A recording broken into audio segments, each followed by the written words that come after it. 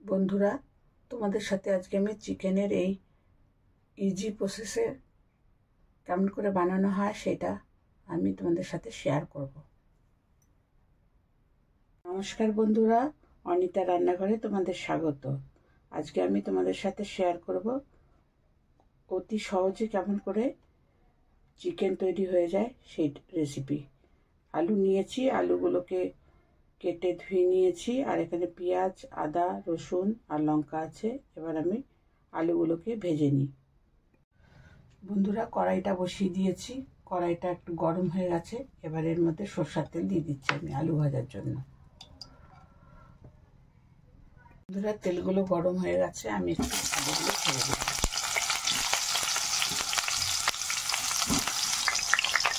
বন্ধুরা, এর মধ্যে আমি লবণ আর হলুদ দিয়ে দিলাম।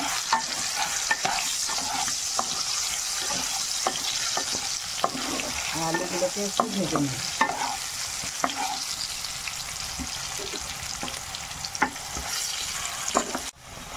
বন্ধুরা, আলুগুলো আমার ভাজা হয়ে গেছে, আমি এবার উঠিয়ে নিচ্ছি। বন্ধুরা, আমি মাংসগুলো ভালো মতন করে ধুয়ে নিয়েছি। এবার এর মধ্যে জিরে গুঁড়ো, ধনে গুঁড়ো, লঙ্কা, হলুদ আর লবণ দিয়ে আর একটু তেল আর আদা রসুন দিয়ে মেখে নেব, দিয়ে আধা ঘন্টার জন্য রেখে দেবো।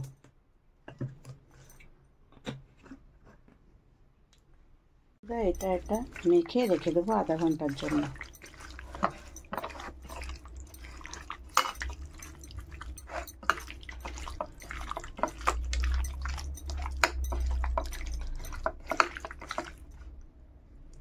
এবার এটা ঢেকে রেখে দেবো।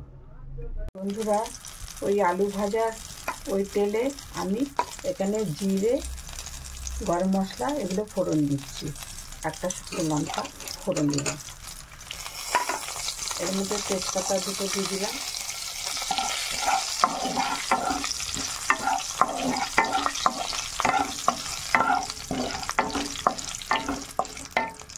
বন্ধুরা, এবার এর মধ্যে পেঁয়াজ দিয়ে ভেজে নিই।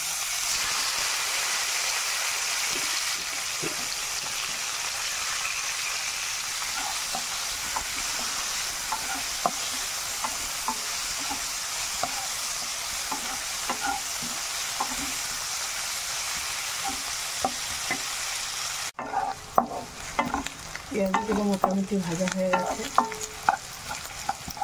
এবার এর মধ্যে একটু কাঁচা লঙ্কা দিয়ে দিলাম, একটা চেরা আছে মাঝখানে।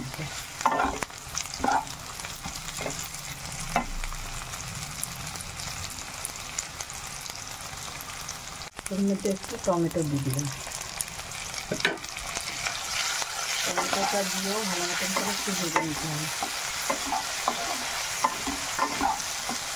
যাতে টমেটোর কাঁচা গন্ধটা না থাকে, এরকমভাবে ভেজে নিতে হবে।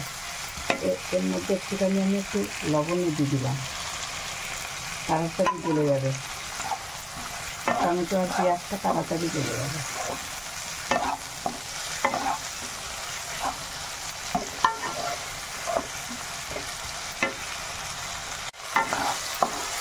বন্ধুরা, আস্তে আস্তে করে গলে যাচ্ছে মশলার সাথে। ভালো মতন করে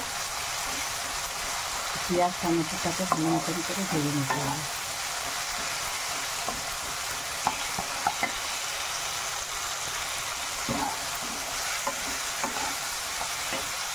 পেঁয়াজ আর টমেটোগুলো গলে গেছে, এই সময় আমি চিকেনটা দিয়ে দেবো।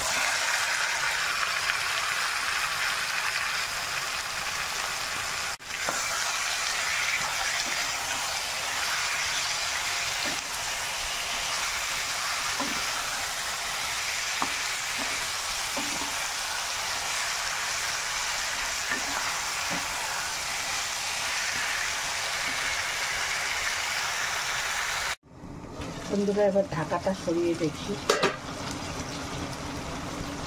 বন্ধুরা, এর মধ্যে একটু গোলমরিচের গুঁড়াও দিয়ে দিলাম, তাহলে টেস্টটা খুব ভালো হবে।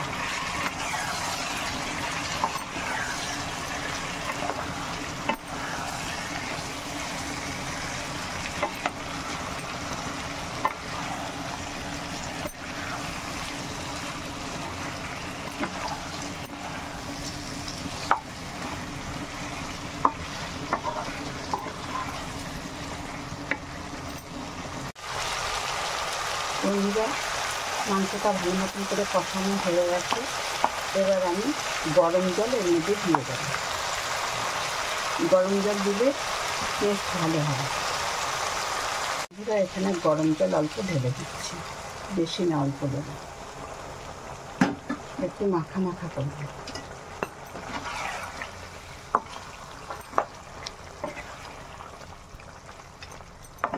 আর অল্প একটু জল দেবো, কারণ একটু আলুগুলো সিদ্ধ হবে।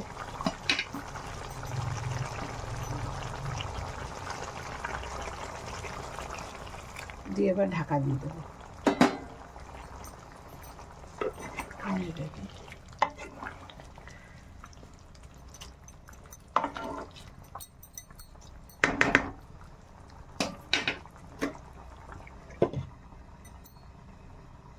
আঁচটা একটু কম করে দিলাম। বন্ধুরা, আমার চিকেনটা হয়ে গেছে। এখন এইটুকু ঝোলেই আমি নামাবো, আবার একটু ঝোল কমে যাবে কিছুক্ষণ পরে। বন্ধুরা, তোমাদের এই চিকেনের রেসিপিটা যদি ভালো লেগে থাকে তাহলে তোমরা লাইক করো, শেয়ার করো, সাবস্ক্রাইব করে দিও। আর এতক্ষণ পাশে থাকার জন্য তোমাদের অসংখ্য অসংখ্য ধন্যবাদ।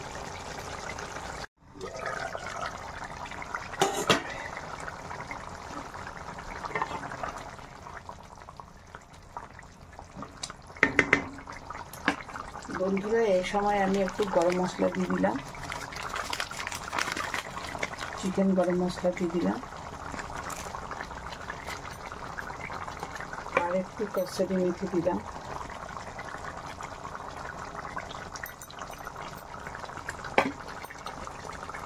আর একটু ধনে পাতা দিয়ে দিলাম।